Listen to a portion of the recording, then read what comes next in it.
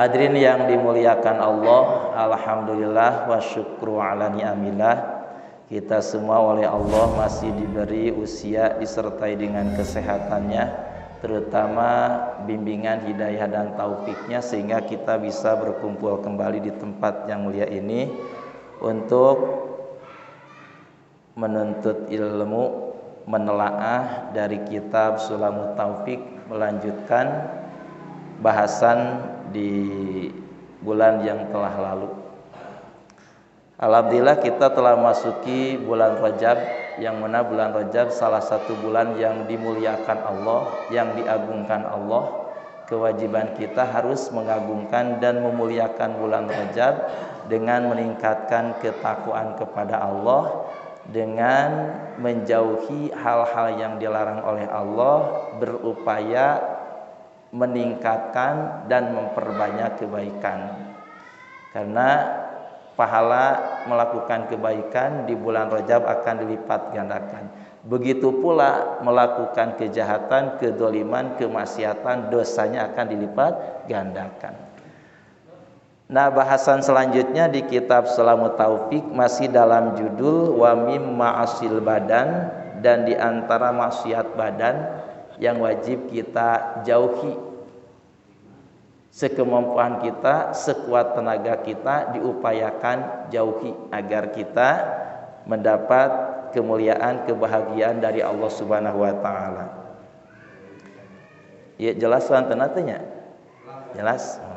Kadang aya nu kieu teh nya ai kalebet kirang jelas, ai keluar jelas itu. Tapi mas saya. Nah, hadirin yang dimuliakan Allah, selanjutnya termasuk maksiat badan yang wajib kita jauhi adalah watarwijuzaifi. Artinya membelanjakan uang palsu. Nah, ini hati-hati Pak. Membelanjakan uang palsu termasuk maksiat badan.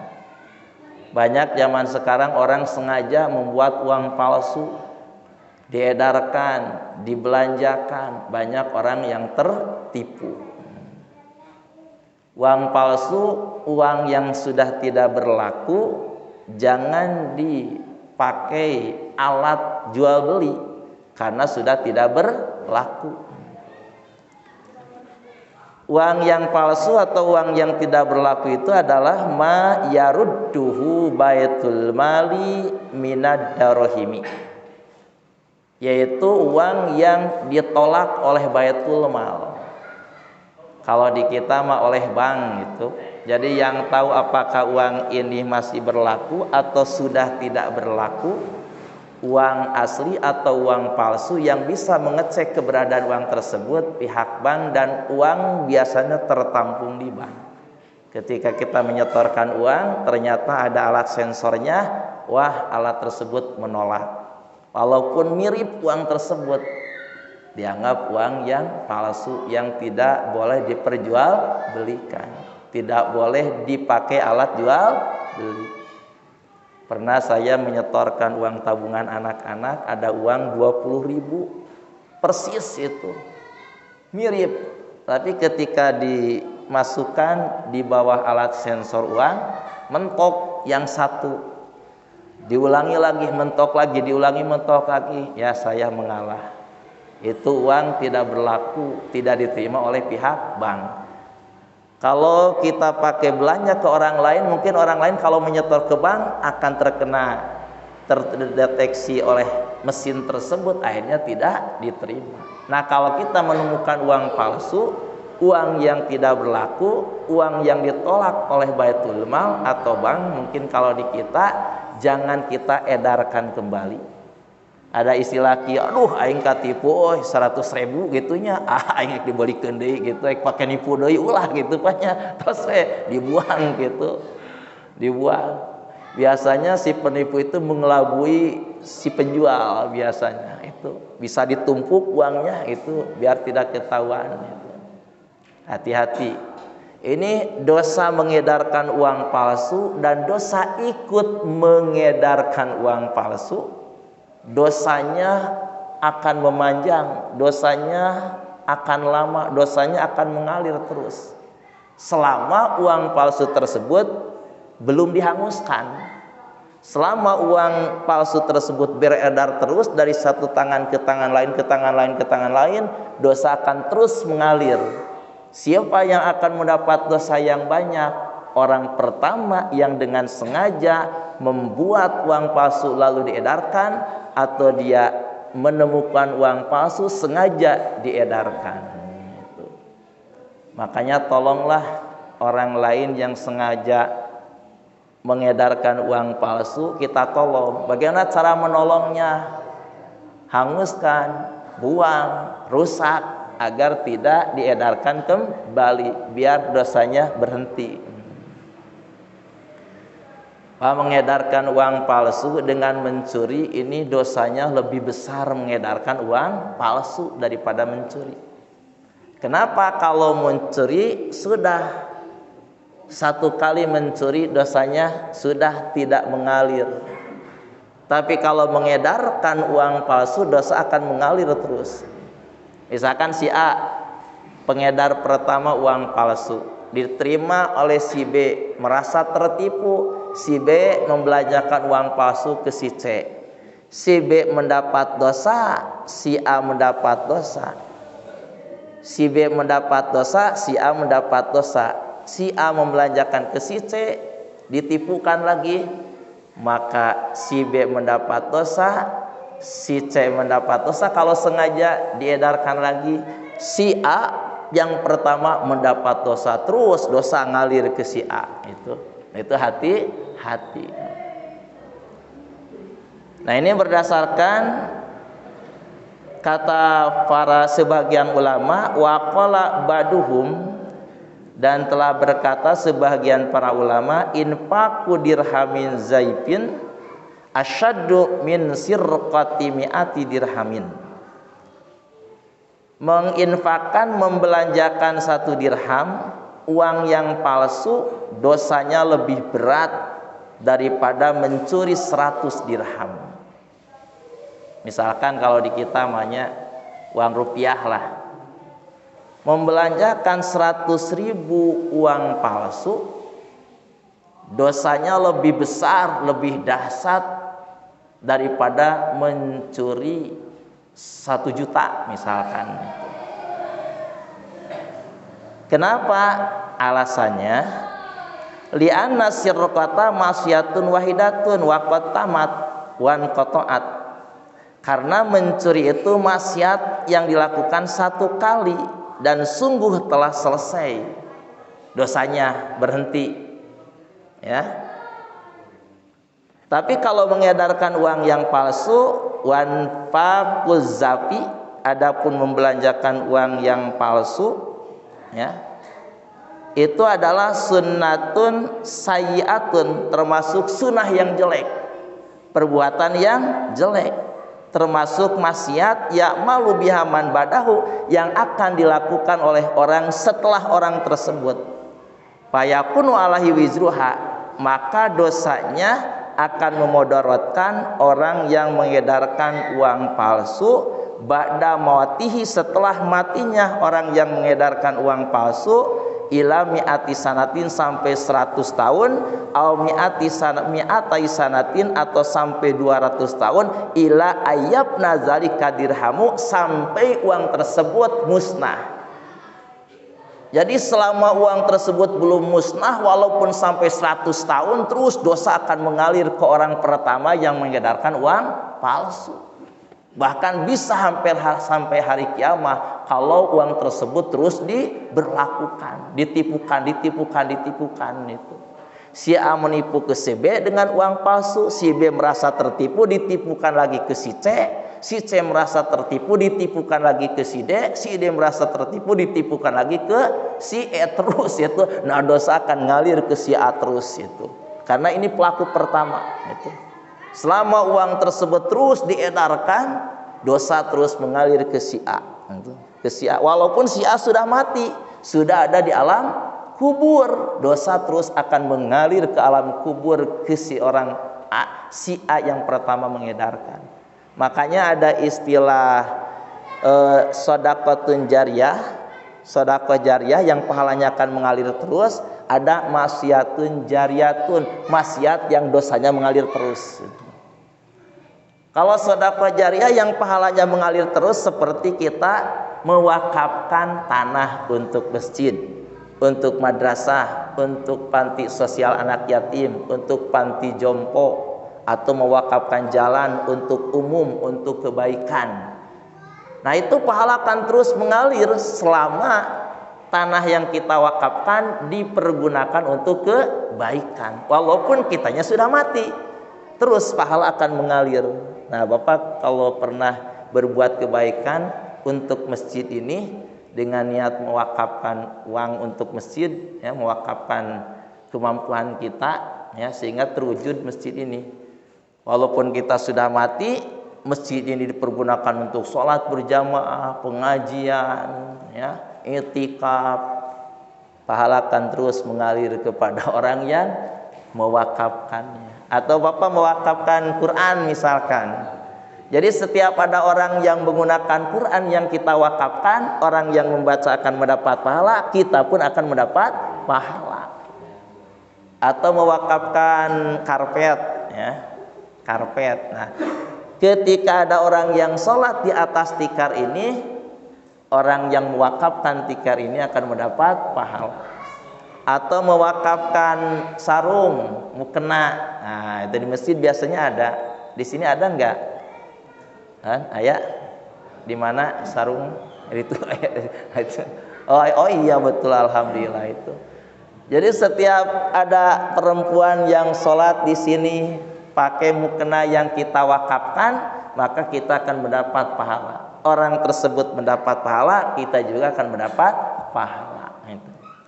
Jelaskan di dalam hadis Rasulullah SAW, idza mata benu adama in qata'a amaluhu illa min salasin shadaqatin jariyatin aw ilmin yuntafa'u bihi aw waladin sholihin yad'ulah. Ya artinya kurang lebih, idza mata apabila telah mati ibnu Adam manusia, keturunan Nabi Adam, yakni kita semua manusia. Jadi kita ini adalah ibnu Adam namanya, keturunan Nabi Adam. Jadi kita itu keturunan manusia, bukan keturunan kera. Cuma kera mirip manusia, ya. Kalau melihat sejarah di Nabi Musa, zaman Nabi Musa ada orang yang membangkang kepada aturan Allah, dikutuk menjadi kera. Kunu kirodatan khasyiin, jadilah kamu kera-kera yang hina. Jadi kera itu penjelmaan dari manusia yang durhaka di masa Nabi Musa, yang tidak mau tobat langsung dikutuk, diazab di dunia sehingga berubah menjadi kera. Ya, maka kera itu mirip dengan manusia. Hati-hati. Kalau zaman sekarang diberlakukan seperti itu, sepertinya banyak yang menjadi kera. Ketika orang lain berbondong-bondong ke masjid untuk sholat Jum'ah, orang tersebut malah mancing misalkan gitu, tidak ikut sholat Jum'ah gitu, jadilah kera, tinggal onang jadi kera, ya. Tapi umat akhir zaman itu tidak langsung dikutuk ketika di dunia, diberi kesempatan untuk bertobat kembali kepada Allah. Nah, apabila manusia mati, in qata'at, terputus amaluhu, amalnya. Dalam arti kalau manusia mati sudah tidak bisa beramal lagi. Otomatis kalau sudah tidak bisa beramal lagi, tidak mendapat pahala karena tidak ada pekerjaan. Jadi kalau orang yang mati sudah tidak bisa sholat lagi karena sudah mati, paling disolatkan, maka tidak akan mendapat pahala sholat karena tidak ada kerja. Orang yang sudah mati sudah tidak bisa mendapat pahala menuntut ilmu karena sudah tidak bisa berangkat menuntut ilmu.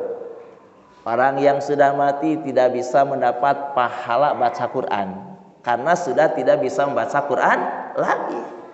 Orang yang sudah mati tidak bisa mendapat pahala puasa karena orang yang mati sudah tidak bisa berpuasa lagi.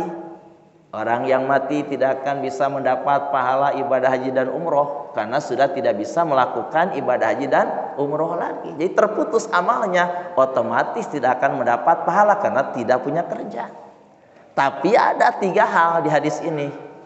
Walaupun tidak kerja, tapi pahala akan mengalir terus. Ila min salasin, kecuali dari 3 hal.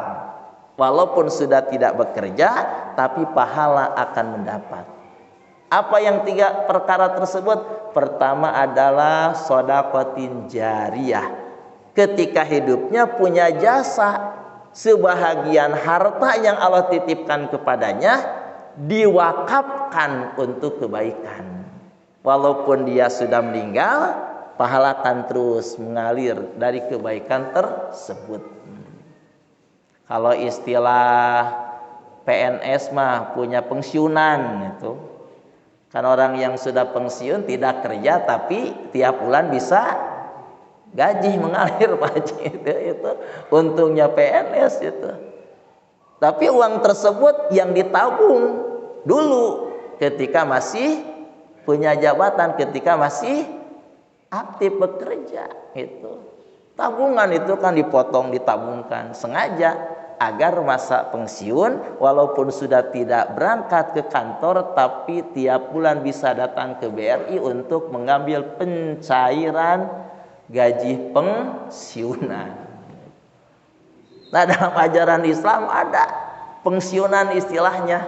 Walaupun kita sudah tidak sholat lagi, tidak baca Quran lagi, kalau kita punya amal kebaikan ketika hidup, ada sebagian harta yang Allah titipkan pada kita dipakai untuk kebaikan, maka selama barang yang kita wakafkan ada yang menggunakan dalam kebaikan, orang tersebut mendapat pahala, orang yang mewakafkannya juga akan mendapat pahala.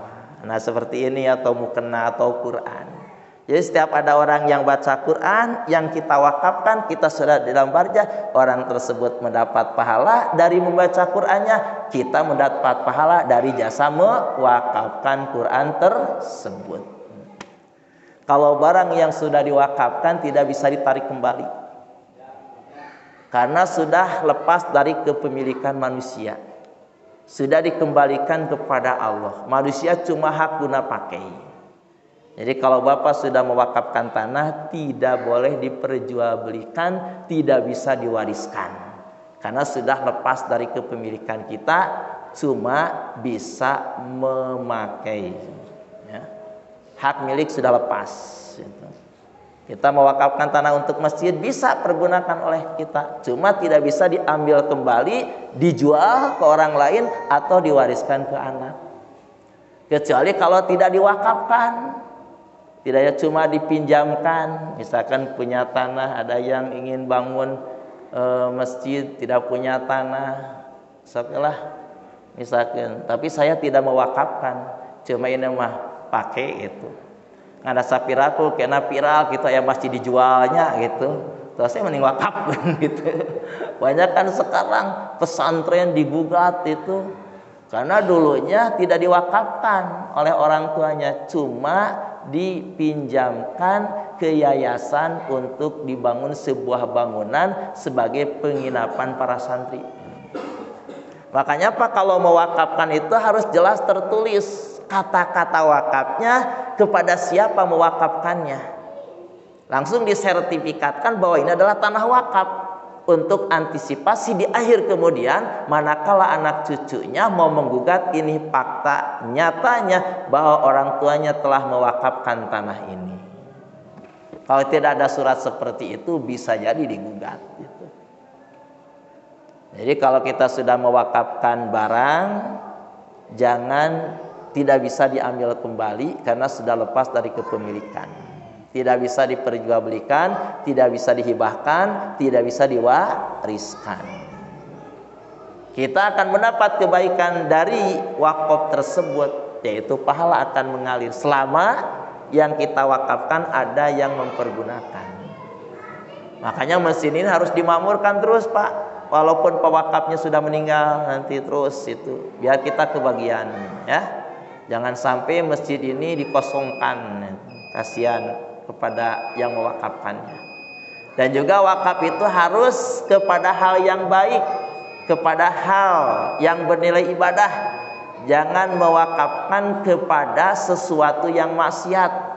Misalkan saya mewakafkan tanah ini 2 bata untuk tempat perjudian misalkan, itu tidak jadi.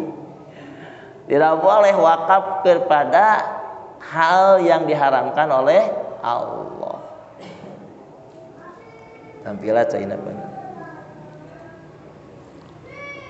Alhamdulillah. Yang kedua, yang pahalanya akan terus mengalir walaupun kita sudah tidak bisa beramal karena sudah mati, adalah au ilmin yuntafa'u bihi, ilmu yang dimanfaatkan. Misalkan kita punya ilmu, ya, baik ilmu agama atau bukan ilmu agama, tapi bermanfaat, insya Allah akan mengalir terus pahalanya. Misalkan kita baca Quran karena punya ilmunya, nah disampaikan ke orang lain sehingga orang lain bisa membaca Al-Quran sesuai dengan panduan ilmu tajwidnya. Nah kalau kita meninggal, pahala akan terus mengalir. Atau misalkan kita melihat anak, ya, akhlaknya jelek, kita beri arahan. Nah kalau makan minumnya pakai tangan kanan misalkan. Ini kalau makan minum pakai tangan kanan diawali dengan basmalah, termasuk sunnah Rasul.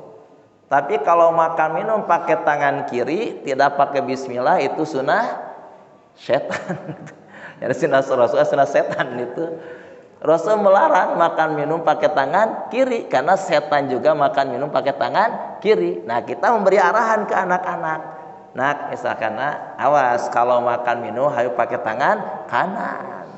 Kelihatan anak tekukin kiri, baik anak kita atau anak orang lain, misalkan itu anak orang lain, ya, kita beri arahan dengan kata-kata yang ramah, dengan kata-kata yang sopan, yang menyejukkan, yang menenangkan, yang menggembirakan ke anak tersebut, sehingga menjadi ilmu yang bermanfaat di diri anak tersebut. Maka setiap anak melakukan hal yang pernah kita ajarkan kebaikan tersebut, sehingga anak tumbuh dewasa menjadi anak yang baik, kita akan mendapat aliran pahala karena kita pernah menyampaikan ilmu yang bermanfaat. Seperti misalkan Pak, anak-anak, ya, kalau kencing sambil berdiri itu duka bapak-bapak mah, ya. Misalkan ayah budaknya, nah jangan begitu kalau kencing jongkok, ya. Coba bapak akan beri contoh, ya, kalau kencing jongkok, nah, ya. Nah, nanti ini air diambil oleh payungnya, nah, terus dituangkan gitu, sehingga budak paham Pak. Menginjak masa dewasa terus dilakukan apa yang pernah kita ajarkan, maka kita akan mendapat aliran pahala karena kita menyampaikan itu yang bermanfaat.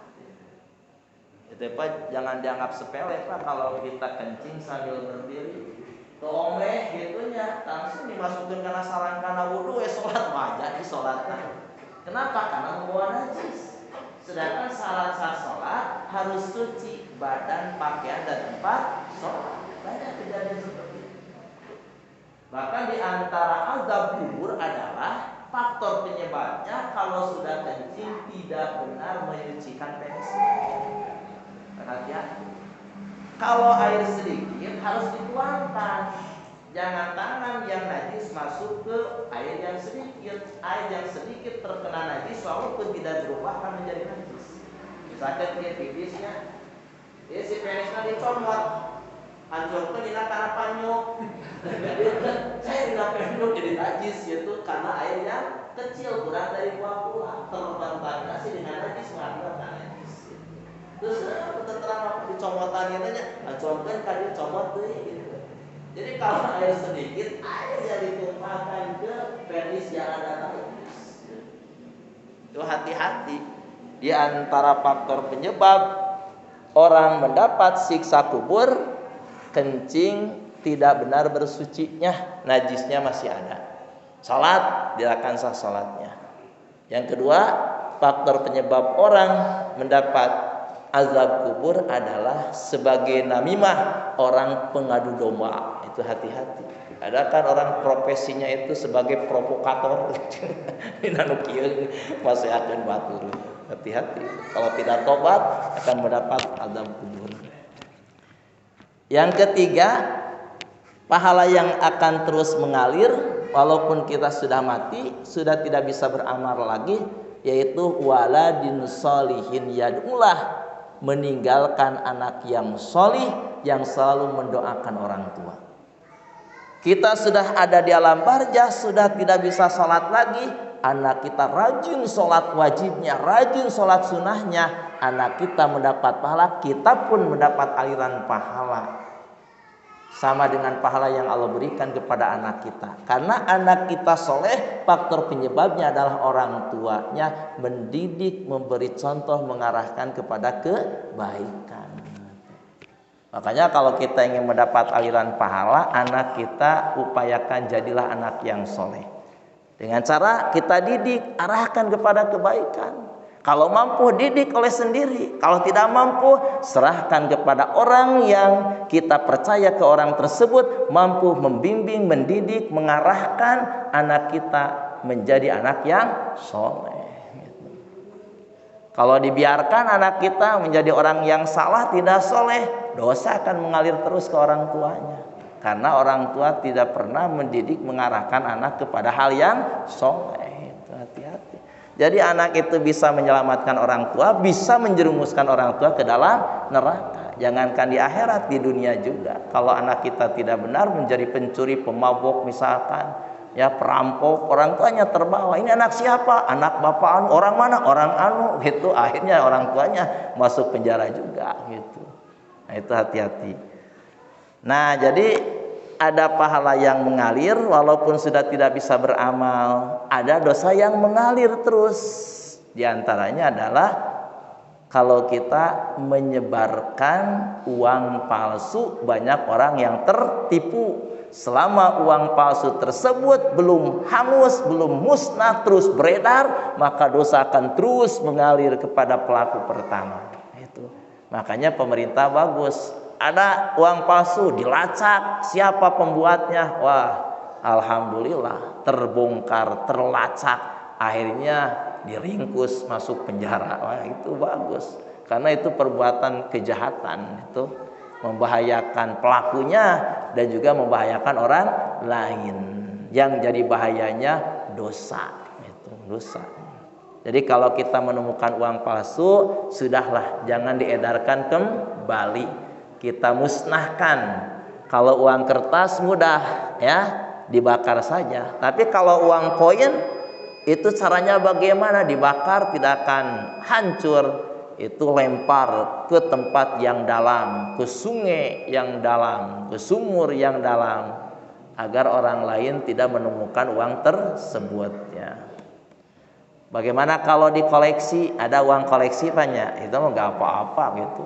Dari mulai uang di Indonesia gini, aya uang naon pang kecil nanti kapungkur pecahan bengolnya, bengol terus naon kadina teh sen persennya, sen itu sim kurima ngalaman teh 100 perak nya, 100 perak gitu.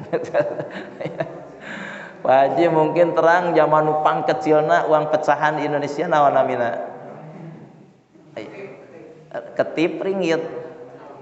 Itu bisa ketip saringgit itunya uang kecil bengol itu dah. Ya.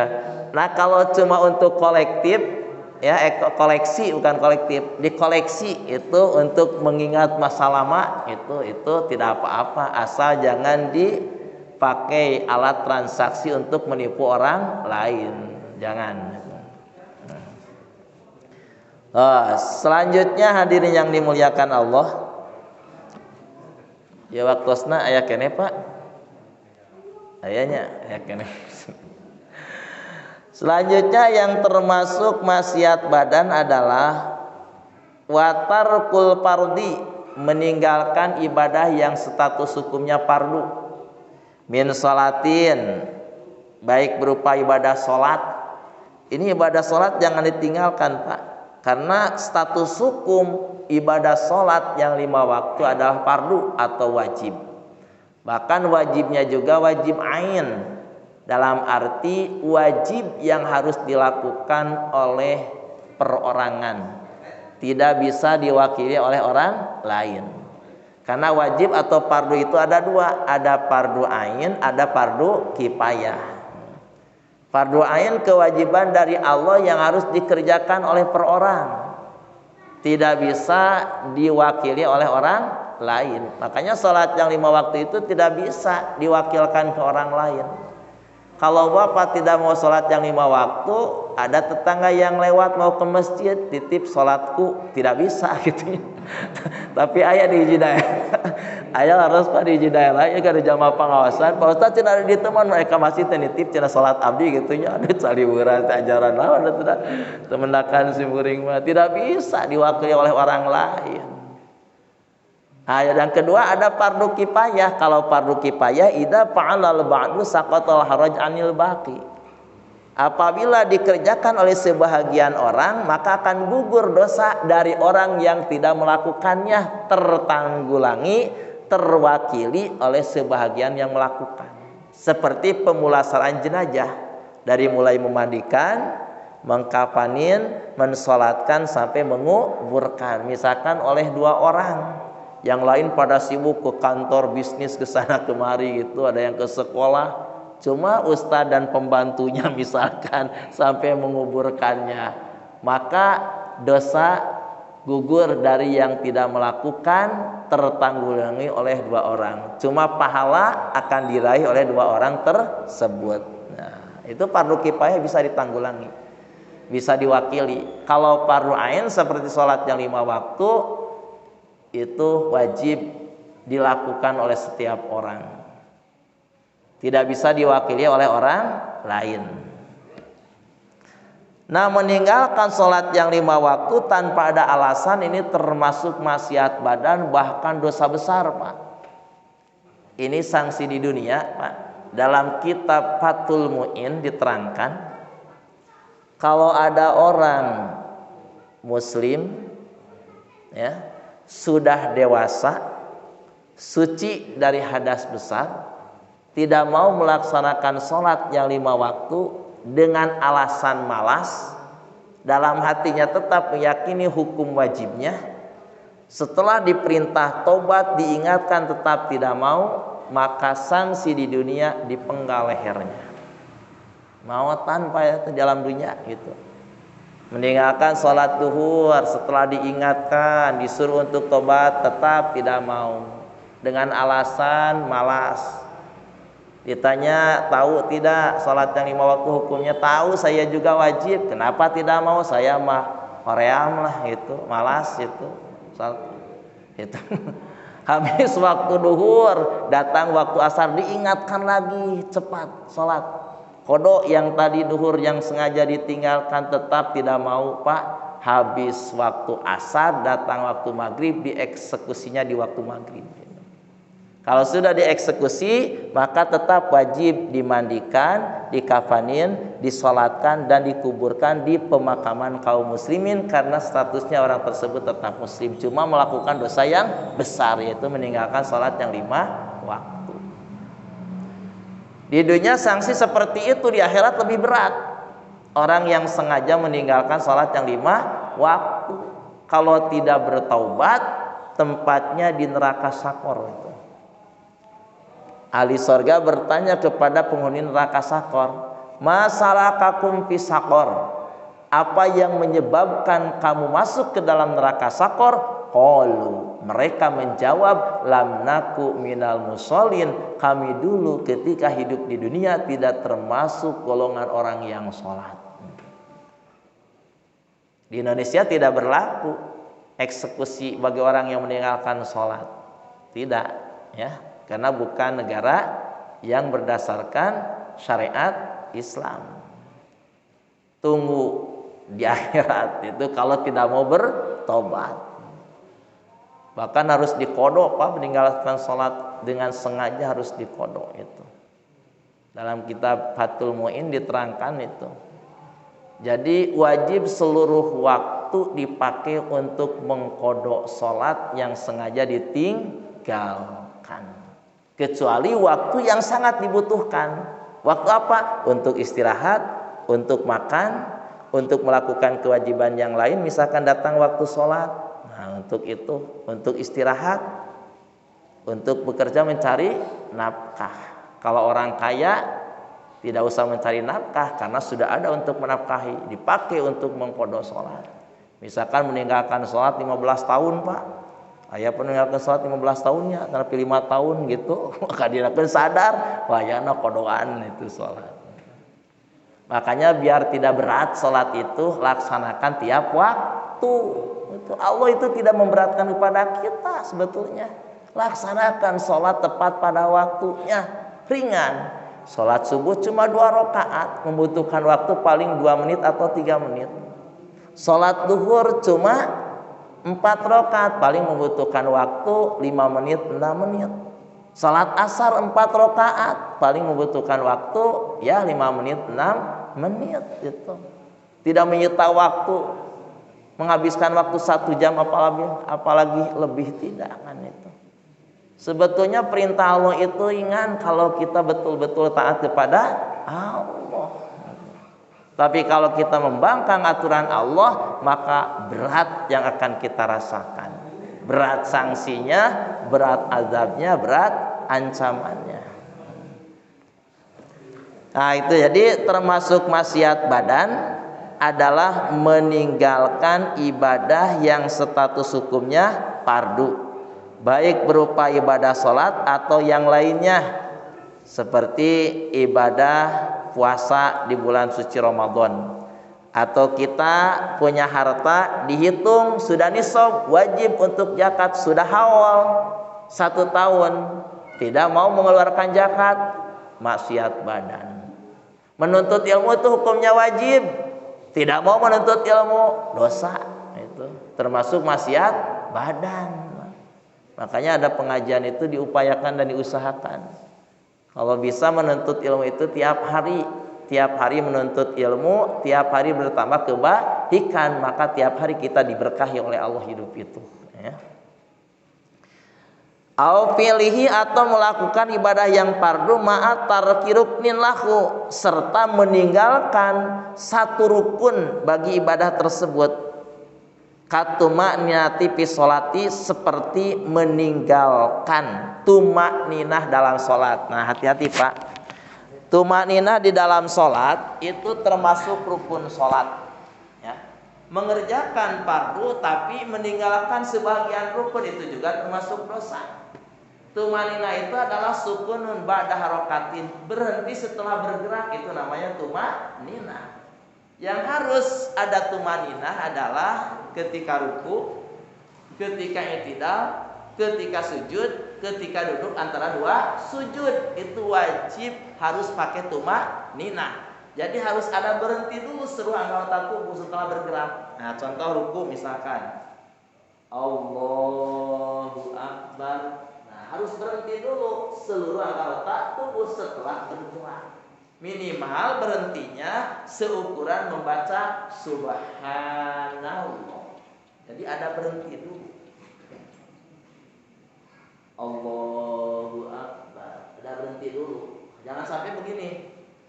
Allahu Akbar, sami Allahu liman hamidah, Allahu Akbar. Itu tidak ada tumakninah.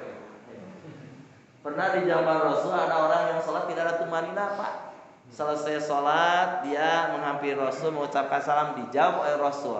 Kata Rasul, "Sholli fa innaka lam tusolli." Sholat lagi, kamu belum sholat. Itu sholat yang kedua kalinya. Terus sholatnya terburu-buru, tergesa-gesa sampai tidak ada tumakninah. Menghampiri Rasul, mengucapkan salam, dijawab, sholat lagi sampai 3 kali, akhirnya angkat tangan itu. Karena dia belum paham tentang sholat. Nah, di antara ajaran sholat yang disampaikan Rasul kepada orang yang sholatnya tidak ada tumakninah, di dalam sholat ada tumakninah. Mulai dikebut banyak gitu. Jadi harus ada. Bahkan di kitab Safinah kan diterangkan ada saktah, itu ada berhenti dulu. Dari istiadah ada saktah. A'udzubillahi minasyaitonirrajim. Ada saktahnya karena bismillah. Itu ya ayat-ayat jedah itu. Tidak takbiratul ihram karena doa iftitah kan. Tidak doa iftitah karena ta'awud. Tidak ta'awud karena awal surah Al-Fatihah ada jeda. Itu ada jeda. Itu langsungnya.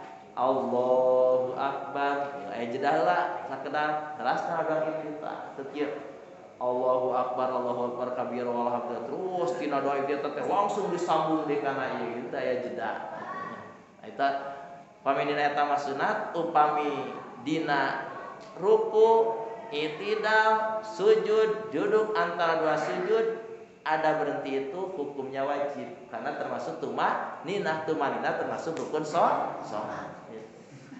Bahkan pas salat itu diupayakan ya hati kita nyambung ke Allah. Syukuri nikmat Allah ketika kita sholat.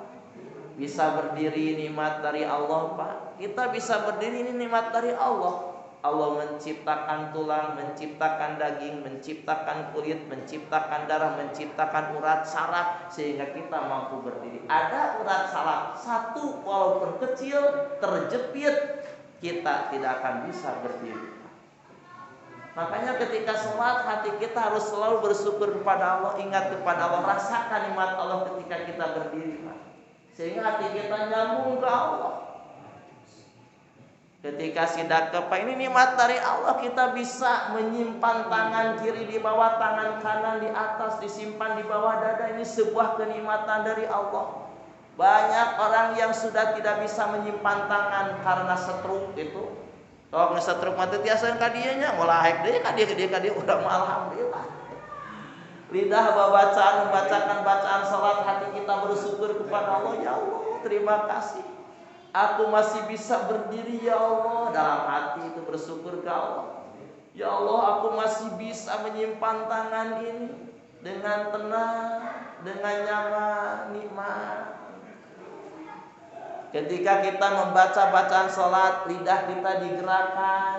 Ini sebuah nikmat dari Allah. Ya Allah, terima kasih. Aku diberi lidah, bisa bergerak.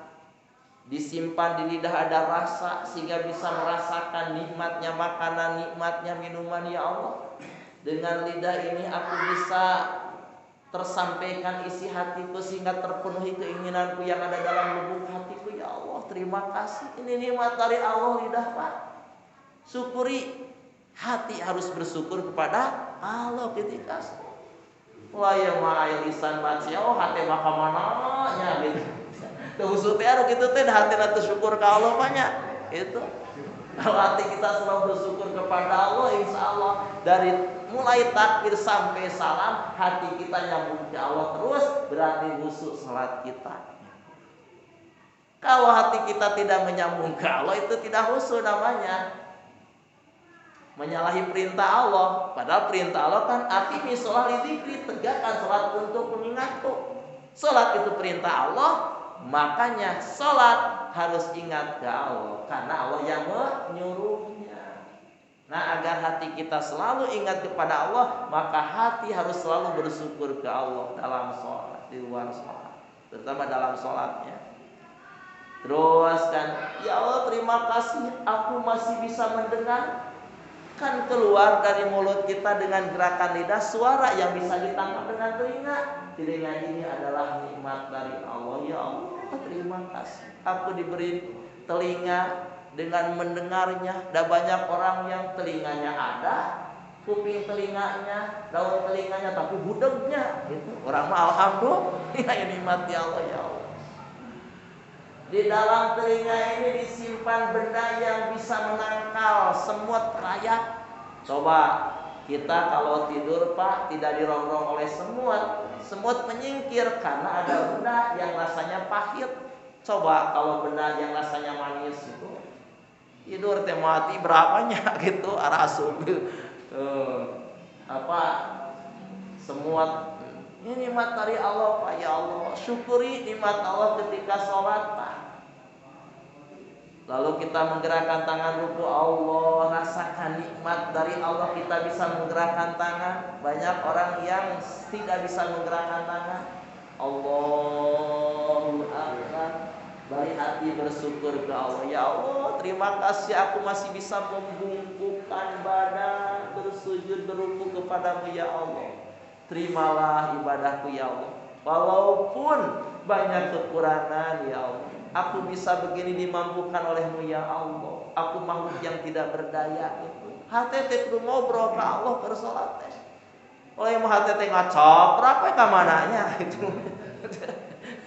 Terus Pak gitu aya nu kabalong wae hatena teh gitu. Aya fisik dalam di masjid, keur ka kantor wae, keur laladan wae, keur balanya wae, keur mikiran bati aya gitu nya. Anu keur nagih hutang wae gitu. Rudet aing ka si eta geus nagih. Angger teh datang wae teh mayar wae. Keur salat ngacaprak gitu nya. Ya Allah eta teh keur dibawa ku setan gitu kita gitu. Hatena dibawa ulin ku setan. Coba hati kita bersyukur kepada ketika salat. Bangkit dari ruku, sami Allahu liman hamidah. Ya Allah, terima kasih aku masih bisa bangkit dengan posisi berdiri tegak gitu. Daya jamin itu tiasa tegak berdiri pada bongkoknya gitu dipaksa tiara jadi gitu. Terus sujud Pak, ketertiban sujud itu tutur dulu ya, lutut dulu, telapak tangan siku diangkat, jari jemari tangan dirapatkan, diarahkan ke kiblat, dahi, hidung satu paket ya. Satu paket hidung jeung ieu teh jeung tarang gitu nya. Jari jemari tangan dilipat. Nah, jari jemari kaki dilipat gitu. Coba rasakan nikmat dari Allah Pak ketika kita turun dari sujud. Allahu Akbar. Karawas nikmat salatnya. Bakal tenang salat itu ya. Moal bisu. Dina tafsir Pak, dina tafsirnya ya. Khusus salat itu tabrubu laha qulubuhum wa taskunu jawarihuhum. Jadi orang yang khusyuk dalam salat itu kosong hatinya dari urusan dunia, hanya hatinya sadar ingat kepada salat, sadar ingat sedang hadap Allah. Wa taskunu jawarihuhum, dan tenang anggota tubuhnya. Tenang anggota tubuh ini reaksi dari tenangnya hati gitu. Nah lamun rusuh salat pertanda hatena ngaliweuh gitu. Sawer salat ya hate teh nyambung ka Allah, ingat kana sesuatu. Nah rusuh Pak beres teh langsung gajleng kana nu tadi teringat dalam pikiran ketika salat gitu. Darasa ya berat pengalaman pribadi situ. Jeung bapak-bapak katingal teh ya itu tapi menyambung ka Allah masyaallah gitu. Pertanda ibadah yang diterima ketika melakukan merasa nyaman, merasa tenang. Terus Pak, coba sujud kiranya. Sujud tuh heula dan nikmatnya sujud tuh heula. Rasul ngaparin contoh Pak. Teu aya kateranganna teu kapendak kusimkuring sujud anu tarang heula. Ya awal ayanya bahaya telah mentarang heula mah kudu Allahu Akbar. Ternyata ajaran Rasul, perintah Allah tidak membahayakan. Itu menguntungkan kita, menyelamatkan kita itu. Coba rasakan Allah Akbar dalam hati Allah. Terima kasih aku masih bisa sujud.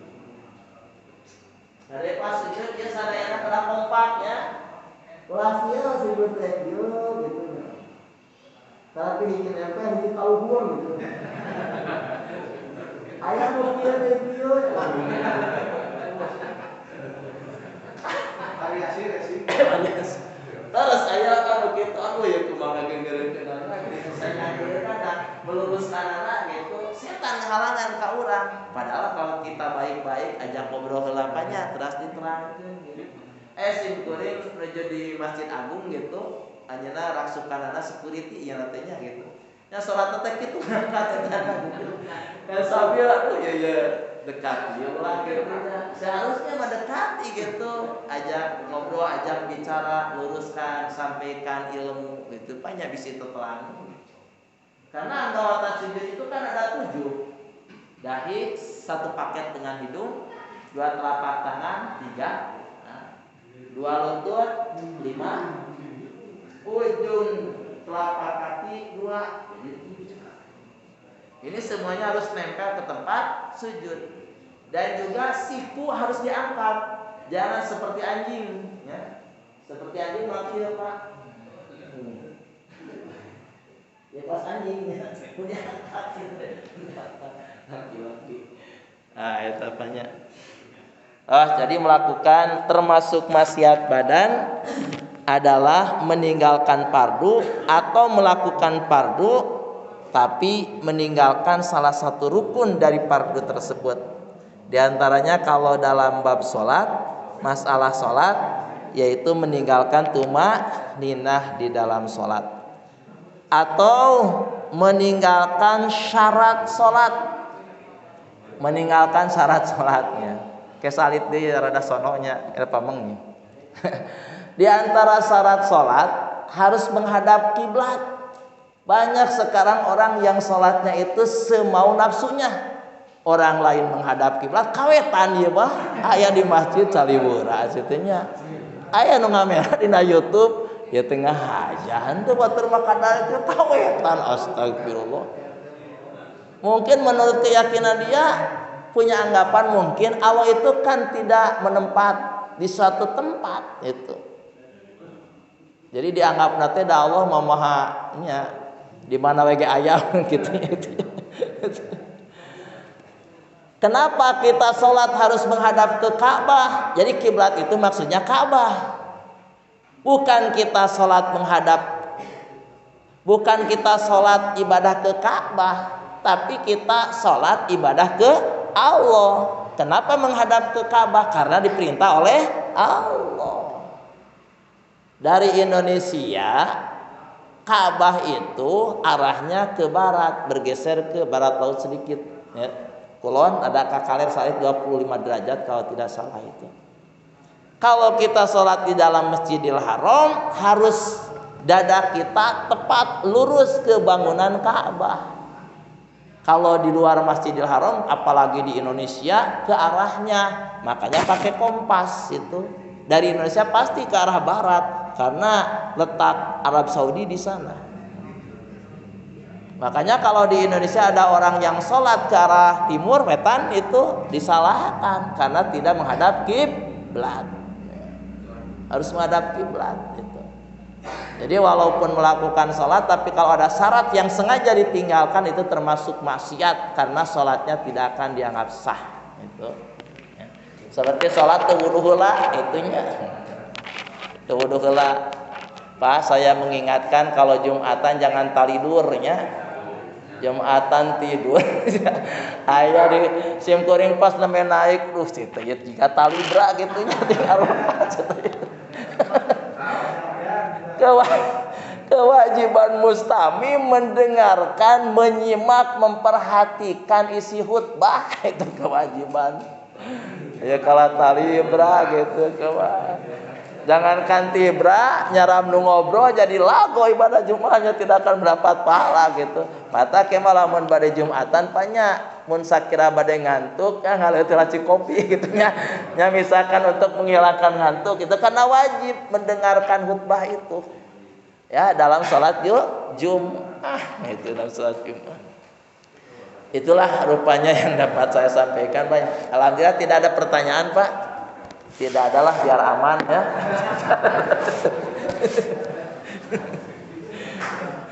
Rupanya itu yang dapat saya sampaikan dari awal sampai akhir. Yang benarnya mutlak dari Allah, yang salahnya kekeliruan saya sendiri, keterbatasan ilmu yang Allah titipkan di benak pikiran saya. Yang mudah-mudahan yang benarnya menjadi ilmu yang bermanfaat, yang salahnya dimaafkan oleh Allah Subhanahu wa taala.